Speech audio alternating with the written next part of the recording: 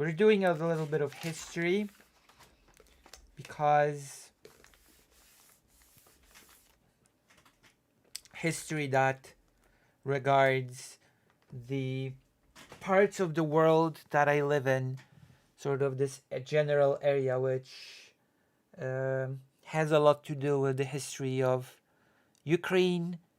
It has a lot to do with the history of Russia. It has a lot of to do with how political, you could say, culture formed in both of these countries, how they differ, what caused them to differ, and then we're gonna tie it to the newest statement made by Vladimir Putin, and then we're gonna tie it even further into what it means for Russian international relations with a very specific country. So let us start by talking about how when everything was still forming, when in the more area understood as Eastern Europe, we had a bunch of tribes with all sorts of funny names like Polanie, Wishlanie, Mazowszanie. There were many names, many very fascinating names. Some of them duplicated, interestingly enough. Polanie, which sort of were part of what became Poland, and Polanie in the area where Ukraine now is. Apparently they were not the same, they just happened to have the same name.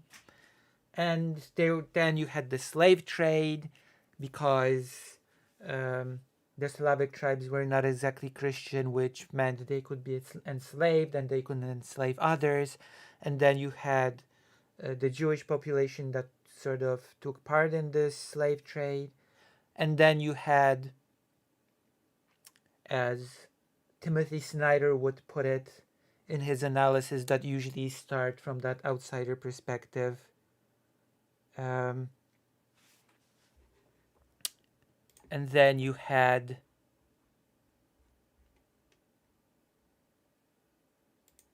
the Franks from the west, the Byzantium Empire from sort of the south. You had the Vikings that sort of entered the picture when it came to Ukraine, and then you had the Mongols. Then you had the Mongols from the east, right? Oh yeah. You had that.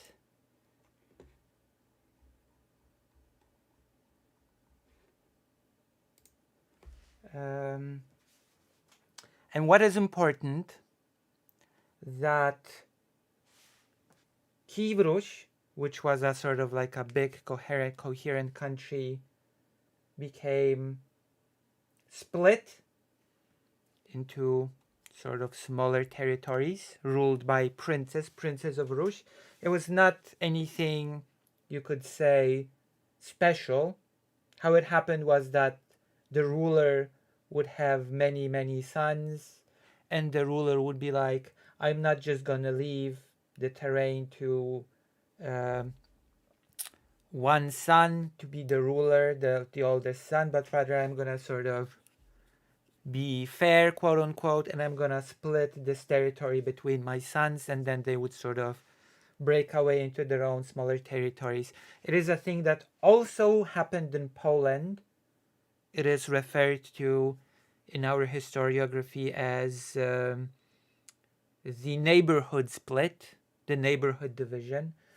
Sort of the Polish king decided that Poland would be divided into neighborhoods, and the various sons would sort of rule the various neighborhoods, with one son being sort of, technically speaking, the main son that would sort of one neighborhood was supposed to be the main neighborhood that would sort of rule over all the other neighborhoods, kind of, sort of, but that didn't that didn't work out. But we're not talking about Poland. We're talking about Kiev Rus. And so the Mongols came, sort of did their thing. Part of those territories, split territories, sort of were taken up by the Grand Duchy of Lithuania. So you had the Lithuanian Rus, sort of, and then you had the Mongol Rus. And the Mongol Rus sort of became the Duchy of Moscow, and then it became Russia. And the Grand Duchy of Lithuania Rus later down the line became Belarus and Ukraine. Okay? And this is like, I'm simplifying here quite a lot, but it is important to sort of know how these two paths affected the political culture which sort of both of these places partook in, both of political cultures that those places developed, and how you could make a case that it seems those political cultures are affecting those countries today. Of course, the Great Duchy of Lithuania joined in a union with Kingdom of Poland, forming the Polish-Lithuanian Commonwealth, which meant that the terrains of sort of Ukraine, we're going to focus on Ukraine, got exposed to certain ideas of a republican thought, republic, Respublika, Rzeczpospolita, to ideas like people having certain rights, voting, parliament, etc. All those things sort of Ukraine got exposed to, which caused the Cossacks in the future to sort of figure that they could have rights, they could be like nobles, and which they were refused, which led to the uprising, etc. The system that developed in the Duchy of Moscow, however, was different. In Moscow, you had the ruler, and everybody was basically subject to that ruler. They could use the land as long as they were loyal to the ruler, but that right could have been stripped at any moment. There was no notion of people having any rights. And of course, under the Golden Horde, the ruler of the duchy would pay tribute to the Khan. Right? So, as the Mongolian Empire sort of faded into the background, let's just put it like that, the Duchy of Moscow sort of went the route of empire conquest, subjugating other peoples, etc. Which was sort of treated as the opposite of the Republic, which was the Polish-Lithuanian Commonwealth. These were just sort of at odds with one another. Right? So far so good. And which route was better? Because now, of course, the question is raised, what sort of route, what sort of path could be considered to be quote unquote better? And that depends, of course, on what values you hold. Do you hold the values that people have certain rights, that people have sort of more towards that those sort of ideals of a republic, or maybe you're more geared towards empire, geared towards not really believing that human rights are the highest priority. And it's within this sort of context that we go to the statement made by a person who you might be familiar with, Vladimir Putin.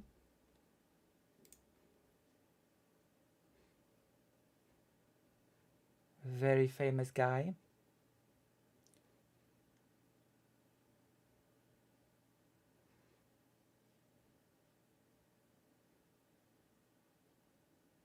And he said the following.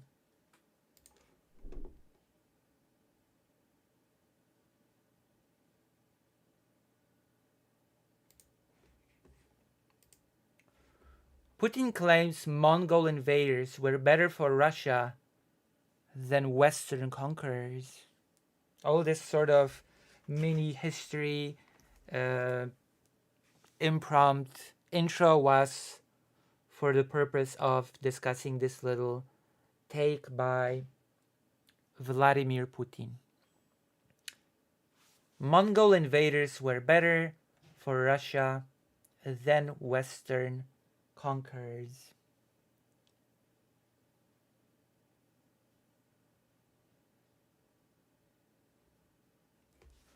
Russian President Vladimir Putin has claimed that the Golden Horde, part of the Mongol Empire, was better for Moscow than Western conquerors, and praised Prince Alexander Nevsky, a key figure in medieval Russian history, for going to the Mongol Khan to get permission to reign.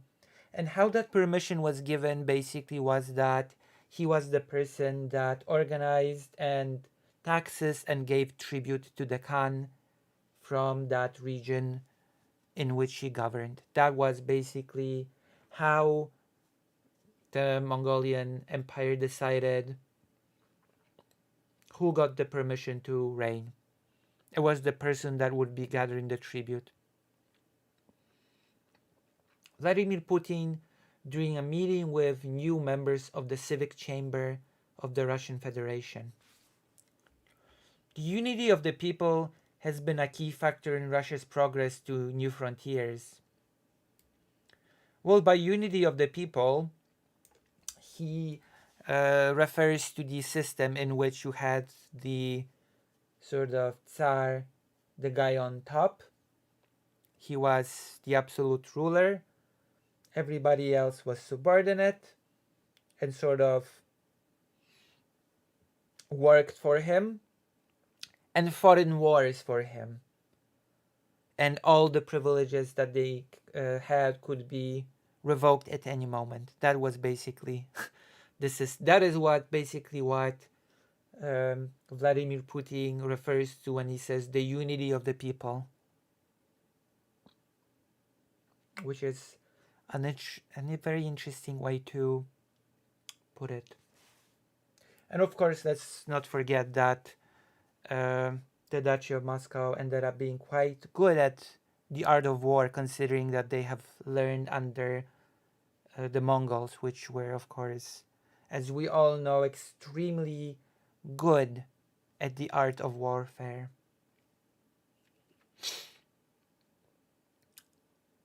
That's always been true. Let's recall what happened in the days of, say, Alexander Nevsky.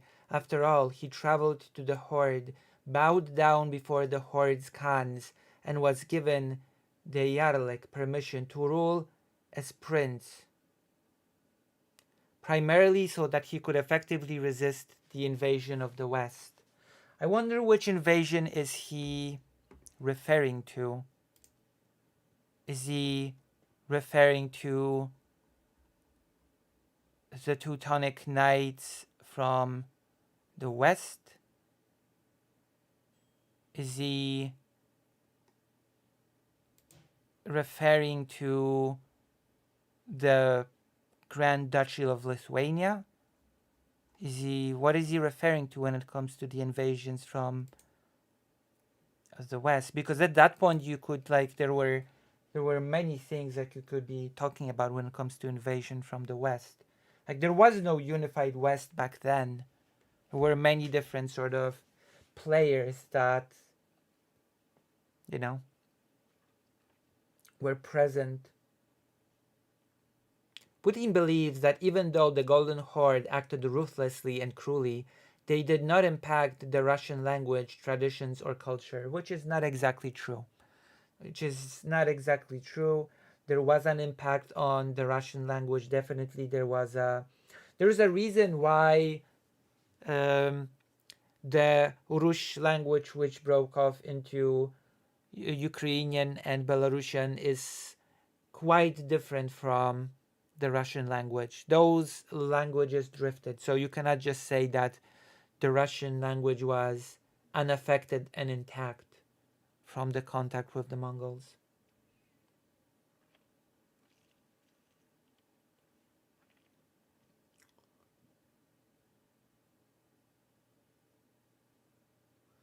That was what Western conquerors had set out to do, Putin added, which is actually, ironically enough, completely not true, because when um, the Grand Duchy of Lithuania took over the lands of Kiev Rus, which later became Belarus and Ukraine, the primary language of law and sort of basically the primary language of the Grand Duchy of Lithuania for a long time was Ruthenian, the Rus language. So it is absolutely not true that the quote unquote Western conquerors set out to destroy the language, culture, and traditions of Kiev Rus. That is why we revere Alexander Nevsky as a saint, because of his choice he made. Because of this choice he made, he cared about preserving the Russian people, and later all the peoples living in the territory of our country, Putin said. So now I've sort of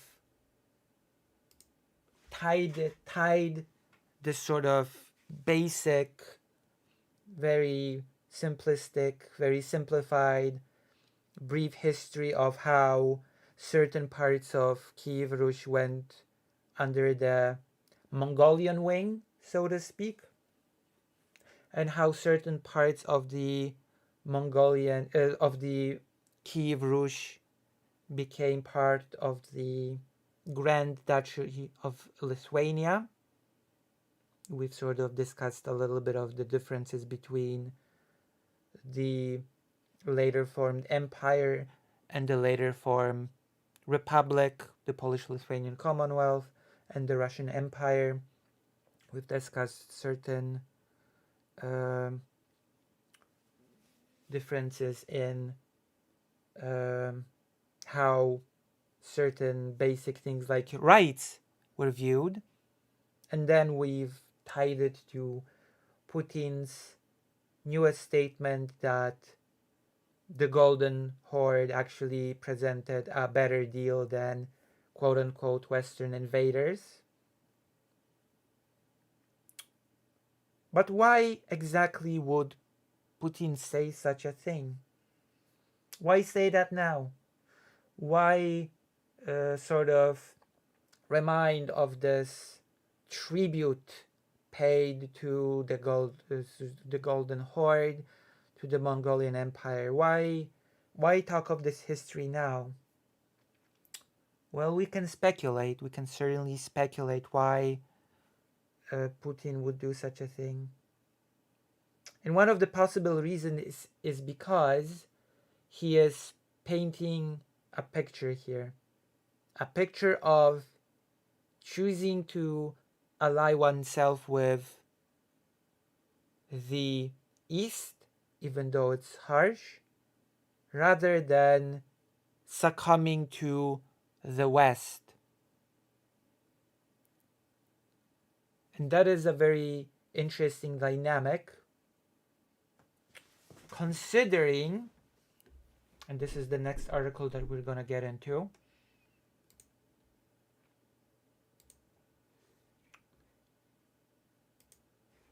China has strategic interests in prolonging war in Ukraine, experts say. Considering the now subservient role that Russia has found itself in relation to China. Russia has found itself in a subservient role in relation to China. You could even say, some even say, a bit snarkily, that Russia is becoming a vassal to China, much like the Duchy of Moscow was a vassal to the Golden Horde.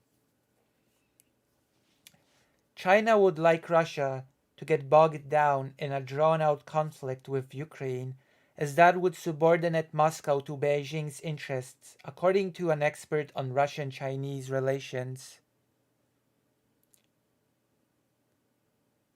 Vladimir Putin, the Russian leader, arrived in Beijing on Tuesday with a substantial business delegation, aiming not only to secure economic support, but also to build a strategic alliance with China that would help counter the West's geopolitical and economic clout.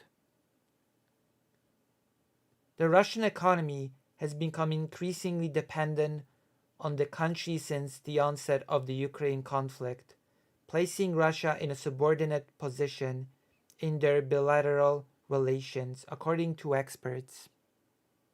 You starting to see where this is going? Charles Michta, or Michta, Charles Michta, I'm going to read it like that, an expert at the Center for European Policy Analysis, CEPA, said that Chinese support has helped Russia withstand Western sanctions, yet this relationship has primarily benefited Beijing. Russia has become a junior partner, reliant on China's economic strength. Putin hopes to get Chinese backing for a pipeline project that would take gas from Siberia to China, believing that supplying large quantities of cheap gas could strengthen geopolitical ties and balance their economic relations. However, China can afford to wait until the 2030s for increased gas supplies, according to an analysis by Columbia University's Center on Global Energy Policy. While Beijing claims to seek a peaceful resolution to the conflict and has proposed a peace plan for Ukraine that would allow Russia to retain its territorial gains, some political scientists argue that China benefits from a prolonged war. Michta says that Western sanctions and Russia's economic and political isolation could increase Moscow's dependency on Beijing, enhancing China's influence. Michta also said that this also means China wants the West to continue to support Ukraine. The end of US aid would work against China because the implosion of Ukraine would stop or at least hinder Moscow's dependence on China, she said. China also anticipates that a more dependent Russia will share its latest military technologies, which would significantly advance Beijing's defense sector. As the Ukraine war continues, Moscow has strengthened ties with China by increasing energy exports to the country and purchasing advanced technology for its defense industry from Chinese companies. Additionally, Russia and China have conducted several joint military exercises in recent years. And this is basically the line that is being drawn. The line of Putin basically making this comparison to the relationship between the Duchy of Moscow to the Golden Horde to sort of as a means to be able to stand against the Western conquerors, the Western invaders, and then sort of makes a parallel of it might be a bit harsh, we might be paying a bit of a price by sort of being in this dominated position in a relationship with China, but at the end of the day, we are doing it to resist the West, the degenerate West, the Western conquerors that are trying to destroy us. It's sort of like this logic. And of course, if the values that you follow are trying to, because of course the assumption is, right, that just like with the Golden Horde, sooner or later, just like the Duchy of Moscow came out of the shadow of the Mongolian Empire and expanded and grew and became an empire, so will Russia reap the benefits and grow, get out of the shadow, and do empire, which is the goal, right? The goal is the rebuilding of the Russian Empire. And with that in mind, it makes perfect sense for Vladimir Putin to say, from my perspective, being under the um, Golden Horde was better because in the long run it led us to empire, and that is what he sort of sees as the correct model, the empire. I don't know if there's much more to add to this, but yeah, that's basically my opinion on the whole Putin um, little thing about the Mongolian rule being good. Good actually. Right? That is basically what we are